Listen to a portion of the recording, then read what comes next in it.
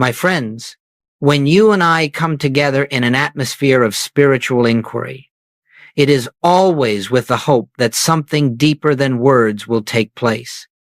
For words themselves have no power. Thoughts have no power. The human mind, with all its noise and activity, cannot lead you into the peace, the harmony, the healing, or the abundance you have been seeking. And it is precisely this misunderstanding that has caused so much disappointment on the spiritual path. You see, for generations, we have believed that the mind is the instrument by which life is changed. We have been told that if we think rightly, speak affirmations, hold the correct images, or discipline the mind sufficiently, we will reach spiritual fulfillment. But I say to you, that which begins in the human mind remains bound to the human mind, and the human mind is never the creator, it is never the source. The mind is an avenue of awareness, nothing more. It is not a power, neither for good nor for evil. It cannot heal you, it cannot supply you, it cannot save you from fear or from lack. And the more earnestly you try to use the mind to obtain spiritual results, the more you bind yourself to the very limitation you wish to escape. Now, I know that many have turned to mental practices with sincerity and devotion. Many have repeated affirmations, visualized outcomes, denied appearances, and attempted to manipulate thought. Some have had temporary results, yes, but temporary results are not spiritual law. Temporary results are not the revelation of God. They are merely the shifting of shadows on the screen of consciousness, while the light behind the screen remains untouched. And so I invite you now to consider something very gently, very quietly. If the mind is not the creative center, if the mind cannot bring forth harmony, then what is the purpose of all this mental labor we have been doing? Why are we weary? Why have we pushed and strained and affirmed and denied and still found ourselves standing in the same place, with the same fears, the same doubts, the same sense of separation? It is because you have been trying to reach the infinite with a finite instrument. You have been trying to touch the eternal with that which passes away. You have attempted to use the intellect to reach what can only be known in the depths of the soul. All spiritual truth begins with this recognition. The mind is not the self. The mind is merely the servant of the self. And as long as you believe that the mind can create, attract, or manifest, you will remain separated from the very presence that already is your fulfillment. When the Master said, "I can of mine own self do nothing," he was not speaking of weakness. He was revealing a great secret. The personal, human sense of self, including its thoughts, its willpower, its affirmations, has no authority in the spiritual realm. The human self is not the doer. The human mind is not the creative power. The Father within the infinite, invisible presence is the only power. And so, my friends, if you have struggled, if you have prayed for results, if you have worked with the mind and found yourself exhausted, let us lay aside that burden now. Let us set aside the belief that mental activity can open the door to God. For the door to God does not open outward. It opens inward, and it opens not through thought, but through silence. Not through effort, but through surrender. Not through affirming what you believe should happen, but through recognizing what already is. In this moment, you can begin to sense a profound shift. You can begin to feel that the answer to your longing does not lie in mental striving, but in spiritual resting. You are not here to manipulate the universe into giving you peace. You are here to awaken to the truth that peace is already the nature of your being. You have not been seeking too little. You have been seeking in the wrong place. And so, as we begin this journey together, let us understand clearly Mental techniques cannot give you what you seek, because what you seek is not a mental condition. It is a spiritual realization. It is the recognition of the presence that lives you, moves you, sustains you, and expresses as your very being. It is to this presence that we now turn, not with thought, but with awareness, not with effort, but with receptivity, not with desire, but with recognition. And as we proceed, you will discover why the silence, this holy, living silence, is the only true doorway to spiritual transformation. My friends, as we proceed on this path of spiritual discovery, we must look honestly, tenderly, and without judgment upon the efforts that so many have made in their search for freedom. For I have met thousands throughout the years, students, seekers, sincere individuals who have labored with the mind until they were weary, exhausted, discouraged. They followed practices that promised abundance, healing, success, and spiritual power. And yet they remained unsatisfied, longing, still burdened with the same problems they hoped to escape. And so it becomes necessary not to condemn these efforts, but to understand why they fail. You see, when the world speaks of manifestation, it places the human mind at the center of creation. It says, think this, and you will attract it. Visualize this, and it must appear. Affirm this, and the universe will obey. But all such teaching begins with a false premise, the belief that the mind is a creative force capable of shaping the spiritual universe. If you examine this practice honestly, you will see why it leads to exhaustion. Manifestation requires constant vigilance. You must watch your thoughts, correct your thinking, rebuild your images, guard against negativity, push away fear, maintain a mental picture at all times. Such a life quickly becomes a strain, because the mind is a restless instrument. It cannot hold one idea without losing another. It cannot remain fixed on the absolute while wrestling with the appearances of the world. And so the individual becomes divided, torn between the effort to maintain a mental state and the fear that one wrong thought will undo everything. Can you see the impossibility of it? You are trying to lift yourself by your own bootstraps, trying to use the human self to transcend the human self. You are asking the mind to give you what only spirit can give. And in your earnest striving, you unknowingly deepen your sense of separation. Mental manifestation fails for another reason. It keeps you turned outward, always reaching for a condition, a result, an improvement in the picture of life. It persuades you that your good lies in something external: money, relationships, opportunity, health, and that you must work for it, pray for it, or mentally attract it. But Goldsmith's revelation, the revelation of the mystic path, declares that all good is already within you, not as a thought, not as a desire, but as the living presence of God that constitutes your very being. Think for a moment. If harmony is the nature of God, if love is the nature of God, if abundance, peace, and life itself are the qualities of the infinite, how could you, by mental effort, add anything to that which already is? How could you improve the infinite?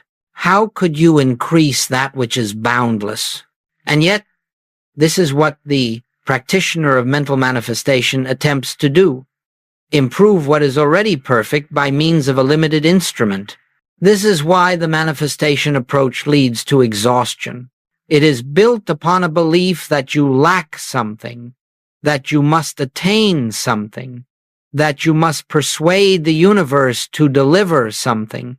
That belief alone is sufficient to keep you forever seeking. But the spiritual path is not a path of seeking. It is a path of recognizing. The moment you believe you must attract abundance, you have denied the spiritual fact that abundance is already the expression of your being. The moment you try to mentally create healing, you have accepted the lie that the I of you can be sick. The moment you try to manifest love, you have forgotten that God, the very substance of love, is your identity. And so this mental approach becomes a circle without end. One desire fulfilled is followed by another. One demonstration is pursued by the next. One fear overcome is replaced by a new fear. One success brings a greater anxiety of losing it. There is no rest there. There is no peace there. There is only striving. And gradually, the seeker becomes spiritually fatigued. They grow tired of fixing life, tired of watching their thoughts, tired of maintaining affirmations, tired of trying to force the universe to respond. This exhaustion is not a failure. It is a turning point. For when the mind has reached its limit, when the individual has done everything they know to do and finds no lasting freedom, only then are they ready to hear the quiet whisper, "Cease your striving. The Father within doeth the works." Here, the spiritual journey truly begins. Not where we manifest something, but where we relinquish all attempts to make life conform to our desires. Not where we use God as a helper, but where we awaken to God as our very self. Not where we shape reality with thought, but where we rest in the reality that already is. And so, the rise of spiritual exhaustion is not a tragedy, it is a blessing. It is the moment when the seeker discovers that the mind cannot lead them further. It is the doorway through which one steps into the vast and silent kingdom within the kingdom where all true transformation unfolds without effort. This is the great turning point of the path, and it prepares us for the deepest truth of all.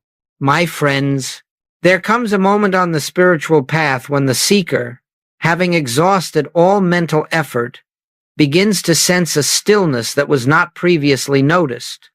It does not announce itself. It does not demand attention. It is simply there, quiet, unchanging, ever-present, waiting for recognition. This stillness is not the silence of inactivity. It is not the absence of sound, nor the quiet between thoughts. It is the silence of being itself, the living, breathing presence that exists beneath every appearance, beneath every condition, beneath every thought and emotion.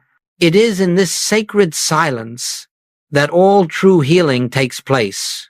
You see, the spiritual universe is not composed of matter, nor of thoughts, nor of human beliefs.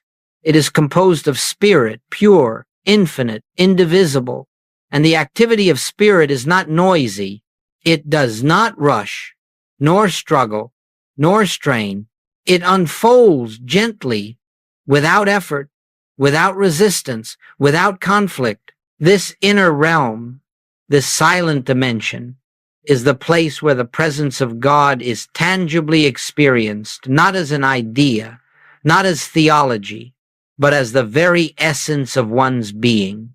It is here that the human sense of life fades, and the spiritual reality of life reveals itself. But you cannot come into this silence by trying. Trying is of the mind. Trying is movement, activity, pursuit. Silence is already here. It is the ground of your being. It is the nature of the I that you truly are. When we speak of healing, whether physical, emotional, financial, or relational, understand that healing does not occur because we have corrected a condition. Healing occurs because we have touched, even if only for a moment, this silent dimension of being, where there is no condition to correct. In that realm, there is only God. And where God is consciously realized, discord cannot exist. This is the reason why the great mystics could sit quietly in the presence of disease and behold harmony. They were not looking at the appearance. They were beholding the invisible reality behind the appearance. They knew that the picture on the screen, whether pain, lack, or fear, was not the truth of being. The truth resided in the silence. And so, healing is never a change of the outer picture. It is a shift in consciousness. It is the moment when the personal sense of I, the frightened, striving, limited self, dissolves into the realization that I is God in expression. When that recognition dawns, even faintly, healing is inevitable. This silent dimension is not far away. It is not hidden behind years of practice or layers of discipline. It is closer than breath. It is the awareness in which all thoughts arise, the background of every moment. It is the presence that knows your need before you speak it, because it is the very life living as you. To enter this sacred space, you do not push thoughts away, nor do you try to purify the mind. You simply turn toward the silence within, as gently as one would turn toward a friend. And in that turning, something shifts. You sense a peace that has no cause, a stillness that is not dependent on circumstances, a presence that does not come and go. This presence is the Father within. This silence is the activity of God. This stillness is the spiritual universe in operation. And as you rest in it, without asking, without seeking, without trying to achieve anything, grace begins its work. Not your work, but the work of the infinite invisible, and it is this work that heals, restores, supplies, guides, and perfects. Do not mistake this for passivity. It is the greatest activity in the universe, for in silence, the divine self is revealed. In silence, the hypnotism of the senses is broken. In silence, you awaken to the truth that your life is not a personal struggle, but a divine unfoldment. As you begin to touch this inner realm, you will discover something truly remarkable. The more deeply you rest in silence, the more harmoniously life unfolds without your interference. What seemed impossible becomes possible. What seemed blocked begins to open. What seemed broken begins to heal. But none of this occurs because you made it so. It occurs because you allowed the presence to reveal itself. And so, my friends, all true healing takes place in the silent dimension of being, in the recognition of the presence that has always been there, waiting only for acknowledgement. As we continue, we will explore how to abide in this presence, how to rest in it, how to practice it not as a technique, but as a way of life. My friends, as we enter more deeply into this path, let us speak now of what I have called practicing the presence, and let us approach it gently, for it is not a method, nor a ritual, nor a discipline of the mind. It is not something you perform, nor something you master through repetition. It is not a technique to get God to act, because God is already acting as the very life of your being. No, practicing the presence is the quiet, inner recognition of what already is. It is the resting in the truth that the presence of God is here, within, closer than your own breath, the very essence of your identity. When I use the word presence, I am not referring to a distant deity. I am not speaking of some higher power outside the universe. The presence is the infinite, indivisible life which expresses itself as your consciousness. It is the spirit that is the substance of all form, the intelligence that is the source of all harmony, the love that is the fabric of all relationship. To practice the presence is to turn inward, not to the mind, but to the source of the mind. It is to acknowledge, in a moment of quietness, that underneath every thought, every feeling, every appearance, there is one life, one power, one presence. And that this presence is the I of your being. When the Master said, I and the Father are one, this was not a statement reserved for him alone. It was the revelation of a universal truth. The I that you are is not a human self, but the presence of God individualizing as you. And so practicing the presence means remembering this truth during the seemingly ordinary moments of your day. It is not a matter of speaking sacred words. It is not the repetition of a phrase. It is simply a turning, a gentle, inward shift in which you acknowledge the presence is here. God is the life of me. The I that I am is the infinite invisible. This recognition may last only a second, but that second is enough.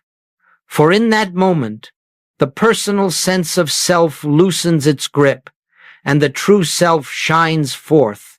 In that moment, fear has no foothold, because you are no longer seeking God. You are dwelling in God. You are abiding in the realization of oneness. To practice the presence does not require withdrawing from the world. It does not require long hours of meditation or isolation. It requires only the willingness to pause inwardly and step out of the belief that you are a personal mind operating in a material universe. Think of it this way. The presence is always here, but we are seldom attentive to it. We are absorbed in activity, thought, emotion, reaction. Practicing the presence is the act of remembering what is true behind all these appearances. Perhaps you are driving. A moment arises, be still. Perhaps you are preparing your meal. A moment arises, turn inward. Perhaps you are speaking with another. A moment arises, remember the presence, shining as both of you. These moments, though brief, accumulate. They soften the ego. They dissolve fear. They lift consciousness out of its human sense and into the intuitive knowing of the infinite. And gradually you discover that the presence is not something you visit, it becomes the atmosphere in which you live. Now, I must tell you something important. If you try to practice the presence to change a condition, you have missed the essence. The presence is not a tool for solving problems. It is the truth of your being. And as you know this truth, the problems dissolve not because you changed them, but because you ceased believing in their power. In a moment of silent recognition, the veil of the personal self thins. You sense a peace that has no cause. You feel a warmth that is not emotional but spiritual. You recognize a life living itself through you. And in that recognition, the spiritual law takes over. You do not have to make the presence do anything. You do not have to coax it, guide it, or instruct it. It knows its own business. It is harmony. It is abundance. It is health. It is peace. Your part is only to recognize it, to acknowledge it, to rest in it, to dwell silently in the assurance that the presence goes before me, the presence accompanies me, and the presence is the essence of all that concerns me. This is the true meaning of practicing the presence. Not activity, but awareness. Not effort, but surrender. Not seeking God, but knowing that God is the very life that is living you. As we continue, you will see how this simple recognition becomes the most powerful force in your experience, changing not only the inward state but the outward expression of your life. My friends, when we speak of the activity of the silence, this inner resting in the presence, you may wonder, how is it that simple awareness, without effort, without intention, can transform the outer circumstances of my life? And the answer is this. The outer world is not a cause, but an effect. It is not the source of your experience, but the expression of your state of consciousness. Everything that appears in your life, your relationships, finances, health, opportunities, challenges, arises as the outpicturing of consciousness, not the personal human consciousness filled with fears, history, opinions, and beliefs, but the deeper consciousness, the one which is the presence and activity of God. You see, We have long believed that we must change the outer picture in order to attain harmony. We try to fix the body, correct the finances, improve our relationships, and arrange the world to fit our expectations. But the spiritual path reveals that all such efforts are in vain. The outer picture is nothing more than a shadow. It has no substance of its own. And no matter how you struggle to rearrange that shadow, it continues to reflect the consciousness behind it. This is why practicing the presence becomes the most powerful work you can do, because it shifts consciousness itself.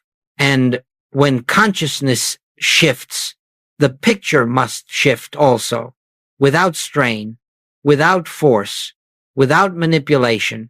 Consider for a moment a simple illustration. When the sun rises, darkness does not resist.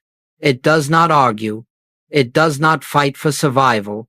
It vanishes simply because light reveals itself. So it is with the presence. Fear dissolves in the presence, not because you chase it away, but because the light of truth renders it powerless. Lack dissolves not because you acquire more things, but because you awaken to the fact that abundance is the nature of God and God is the substance of your being. Illness dissolves not because you treat the body, but because you come into contact with the life that cannot be sick. All spiritual healing is the revelation of what already is, not the creation of something new. And this revelation occurs only in silence. Now, let us go deeper. The silent practice rewrites your reality because it removes the false sense of I, the personal ego that believes it must manage life. When you enter the silence, even briefly, the personal I begins to fade. In its place, the spiritual I God, expressing as your very self, comes to the foreground. And where the spiritual I is acknowledged, harmony flows as naturally as the tide without your effort. You may think, but surely I must do something to change my circumstances. No, my friends, that is the illusion that binds humanity to suffering.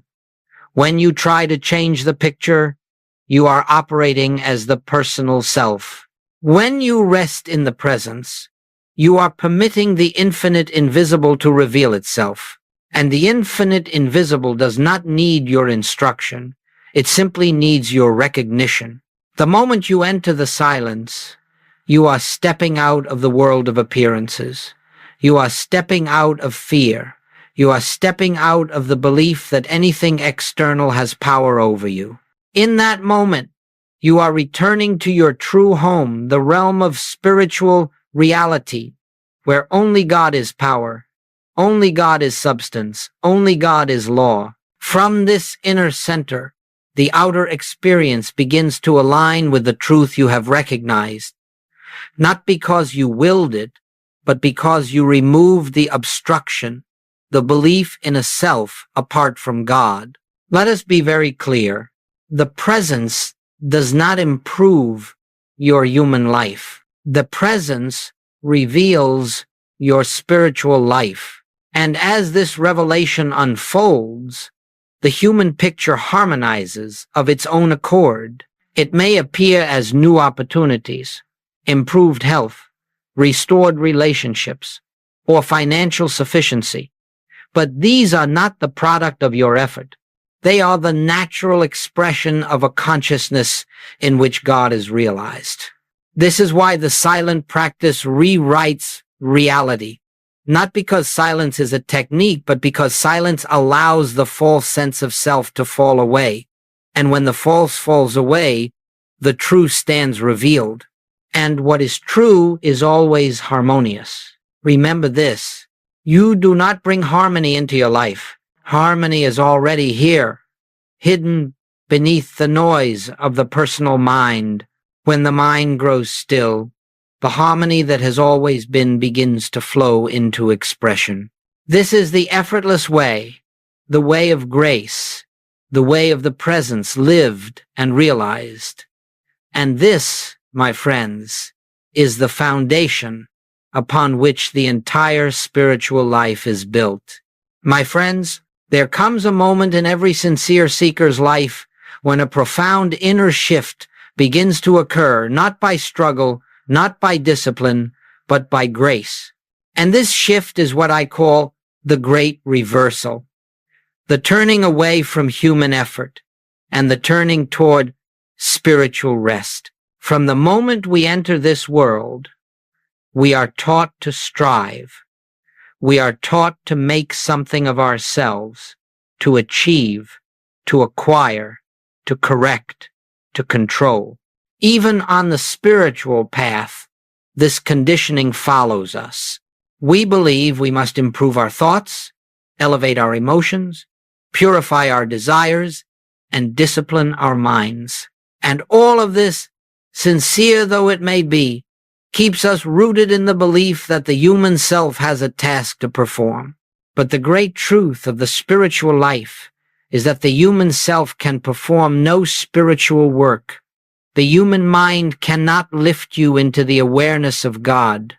The human will cannot open the doors of the infinite. And the human ego cannot enter the kingdom of heaven, for it has no existence in the realm of spirit.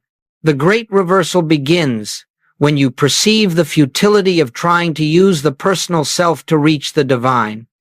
In that holy moment, something in you surrenders, not in defeat, but in awakening. You see, for the first time, that the one who has been striving has never been the true self at all. It has been a shadow of identity, a construct of memory, fear, desire, and conditioning. And when this false identity loosens its grip even slightly, you begin to sense a deeper I, the I that does nothing, yet all things are done through it. The I that does not strive, yet harmony unfolds in its presence. The I that does not see God because it is one with God. This realization is the beginning of spiritual freedom. Let us understand it clearly. Human effort operates from the belief that something is missing. Spiritual rest arises from the realization that nothing is missing. Human effort tries to acquire the good. Spiritual rest recognizes that the good is already present in its fullness. Human effort attempts to correct appearances. Spiritual rest knows that behind every appearance stands the perfect activity of God. The more you struggle, the more you affirm the power of the problem. The more you rest, the more you reveal the power of the presence. And so the great reversal is not a new effort you must undertake. It is the relinquishment of effort. It is the willingness to step aside and let the infinite invisible govern, guide, and unfold your experience. This is why the Master said, "Take my yoke upon you, for my yoke is easy and my burden is light." What is this easy yoke? It is the yoke of surrender. It is the resting in the Father within who does the works. It is the letting go of the personal sense of responsibility for life and the quiet recognition that life is living itself through you. In this reversal, you cease to live from reaction, from fear, from desire. You begin to live from presence, and soon you discover something extraordinary. The more you rest in the presence, the more life unfolds in perfect order. Without effort, solutions appear. Without struggle, relationships harmonize. Without planning, opportunities arise. Without force, the right actions become clear. This is not passivity. This is the highest form of activity. For spiritual rest is not the stillness of inaction, it is the stillness of alignment with the infinite. In this stillness, you become a transparency for God to express. And that expression is always intelligent, always loving, always harmonious. Let me say this plainly. When the great reversal occurs within you, you do not become inactive. You become non-reactive. You do not withdraw from life. You enter life more fully, but without anxiety. You do not stop acting.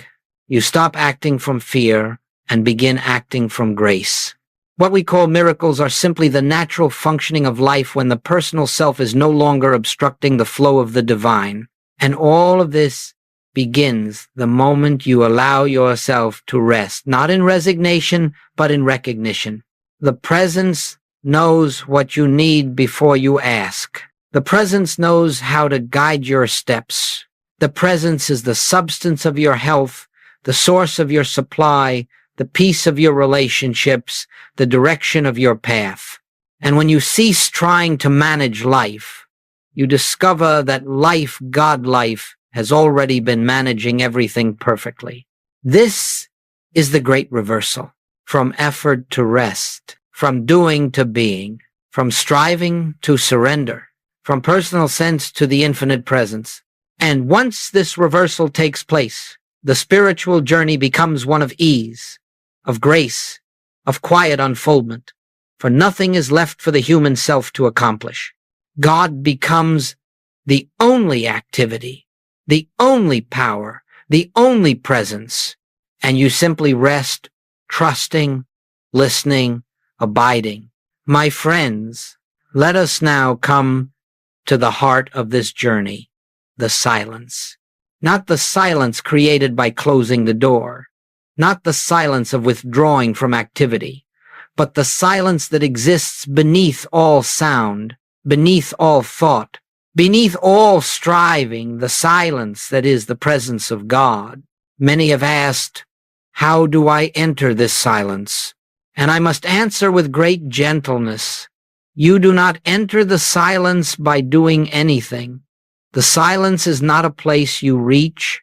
It is the truth of your being that you uncover. It is not attained by effort. It is revealed by surrender. Let us begin very simply. Become aware, right where you are, of the simple fact that you exist. Not the thought, I exist, but the awareness of existence itself. Just that. Without words, without analysis, just the quiet recognition. I am. Before any thought arises, before any desire appears, before any concept of good or bad, right or wrong, there is this pure, silent awareness of being. That is the doorway. That is the presence. That is the I. That is one with God. Do not attempt to hold this awareness. Do not try to deepen it. Do not attempt to force the mind to be still. Simply rest in the fact that something within you is already aware, already present, already alive. This inner awareness is not the human mind. It is the infinite invisible shining through the mind. It is the life of God expressing as your consciousness. Now, simply be with this awareness. If thoughts arise, let them come. If emotions surface, let them be. Do not chase them away. Do not try to quiet them. Allow them to pass like clouds drifting across the sky. You are not the thoughts. You are the awareness in which the thoughts appear. You are not the emotions. You are the presence that observes them. You are not the body. You are the life animating the body. In this realization, the mind begins to settle naturally, not because you forced it, but because you have withdrawn your belief from it. The mind becomes like a servant who, seeing that the master has ceased issuing commands, grows quiet. Now, without words, without concepts, acknowledge the presence, not as something to be summoned, not as something you must attain, but as something that is already here. Perhaps you sense a softening around the heart. Perhaps you sense a spaciousness within the mind. Perhaps you sense nothing at all. Do not measure the experience. Do not try to judge it. The presence is not an emotion. It is not a sensation. It is not an experience you feel. It is the truth of your being. Sit in this inner posture of receptivity, even if only for a few breaths. Let the presence reveal itself. Let the silence speak its own message, for the still small voice of God is not heard with the ears, nor grasped by the intellect. It is sensed as a gentle assurance, a quiet knowing, a peace that is not of this world. This, my friends, is entering the silence. It is not a meditation technique. It is not a spiritual exercise. It is the return to your true self.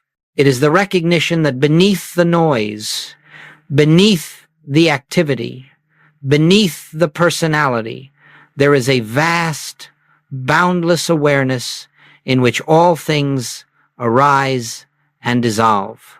And that awareness is the presence of God. As you rest here, something beautiful begins to happen.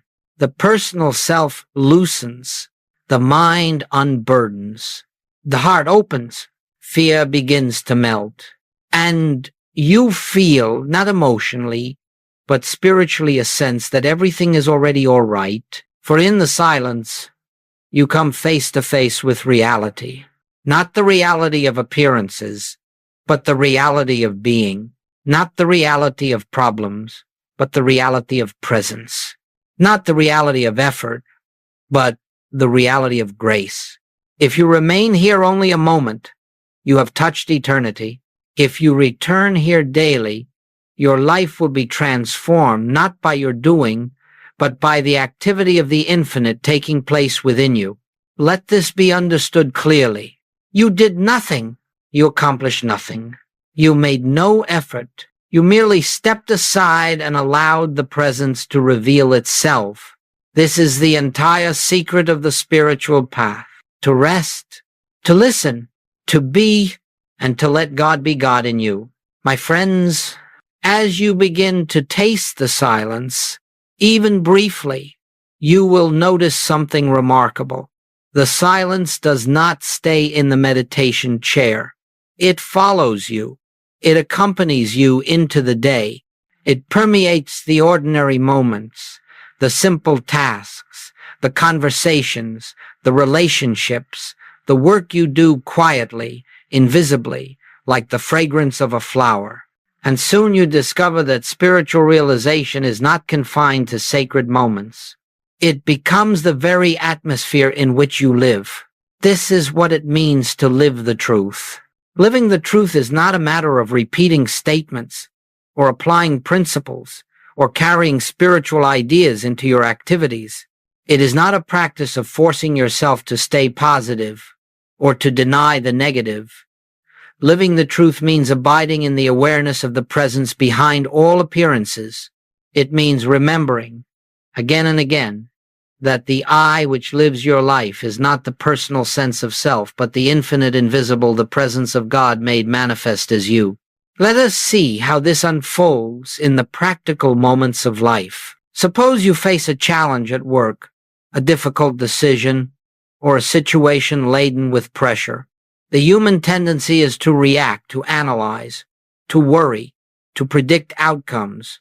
But when you are living from the silence, there arises a pause, a moment of turning inward, a moment in which the presence is acknowledged, even if silently.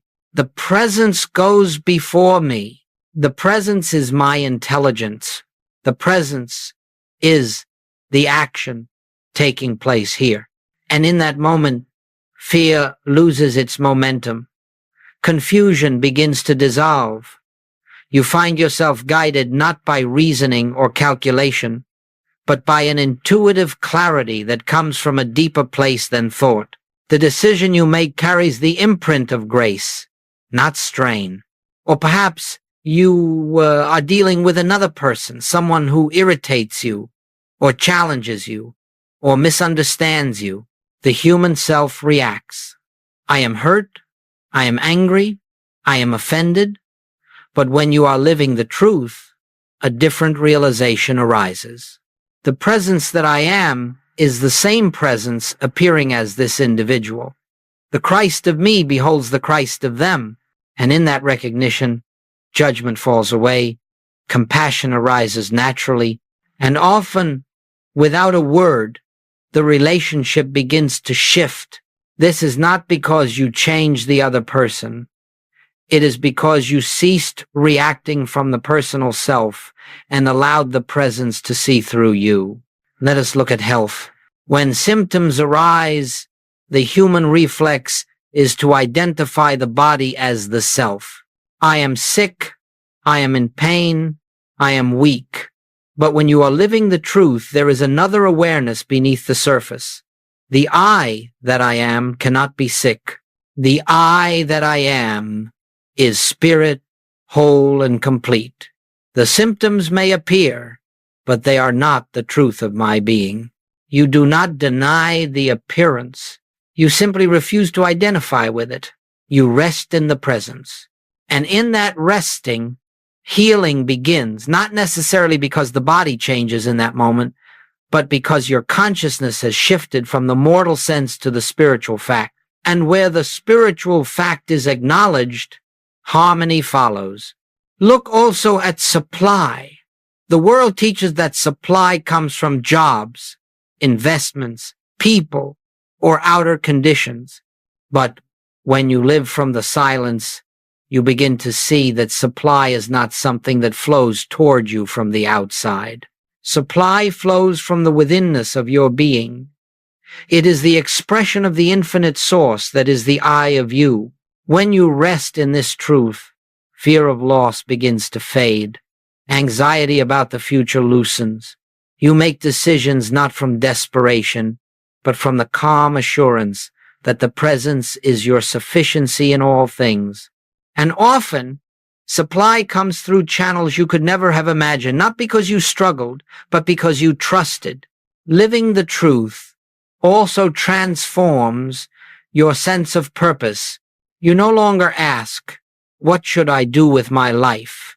Instead, you ask, what is the presence unfolding here? You cease trying to manufacture meaning and begin allowing meaning to reveal itself.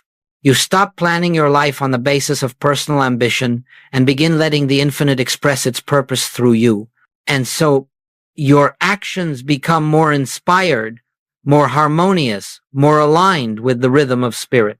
You find yourself in the right place at the right time, meeting the right people, doing the right work, not because you arranged it, but because the presence opened the way.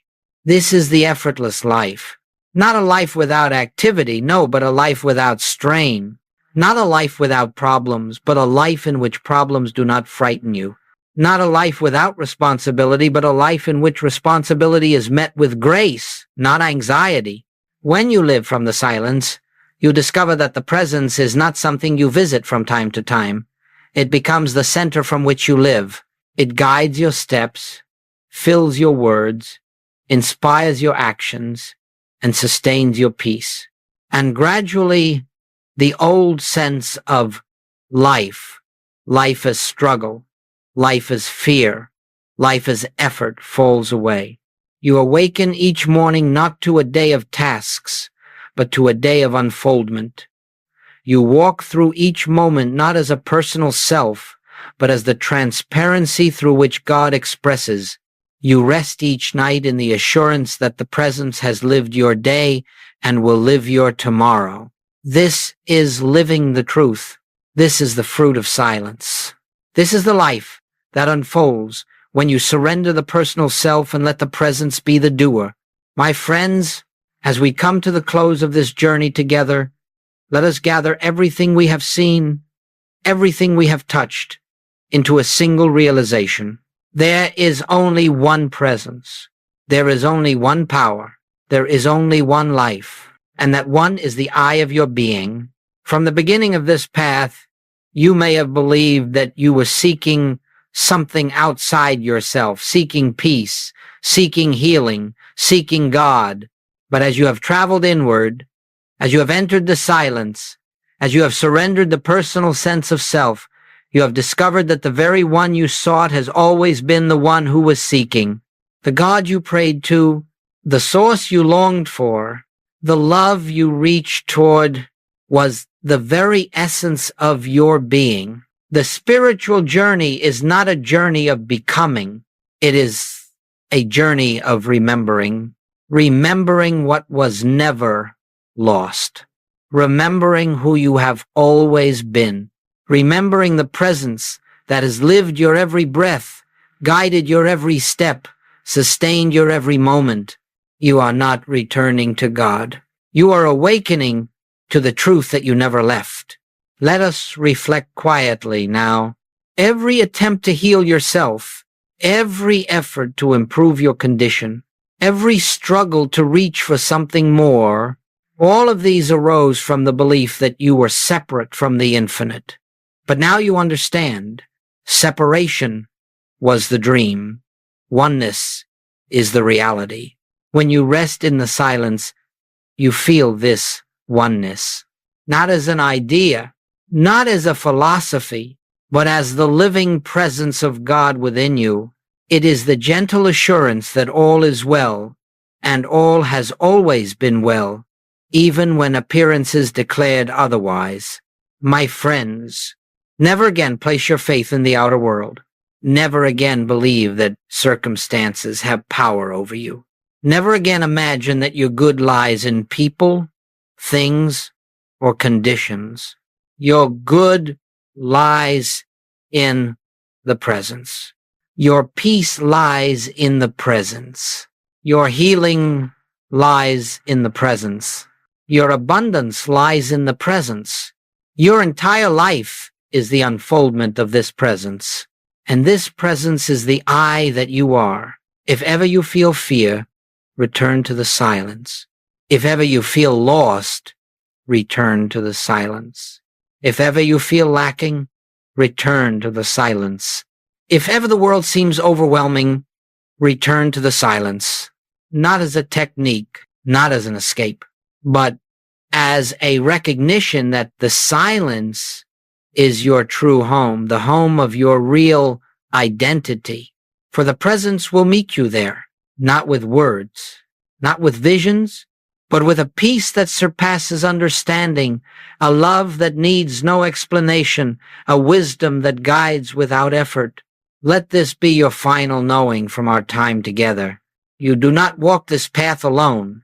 You have never walked alone. For the presence that walks beside you is the presence that walks as you. And so, when you rise from your chair, when you return to your work, when you meet your family, when you enter the world again, do not leave the silence behind. Carry it with you, softly, gently, until the boundary between silence and activity dissolves, and you realize that all of life is lived in God, and God is lived as you. Let this truth rest in your heart. The I that I am is the infinite presence expressing itself. There is nothing to fear, nothing to fix, nothing to attain, only the continual unfolding of the one life that is your life. May you abide in this knowing, may you rest in this presence. May you walk in this light, and may the silence reveal to you, moment by moment, the fullness of who you truly are,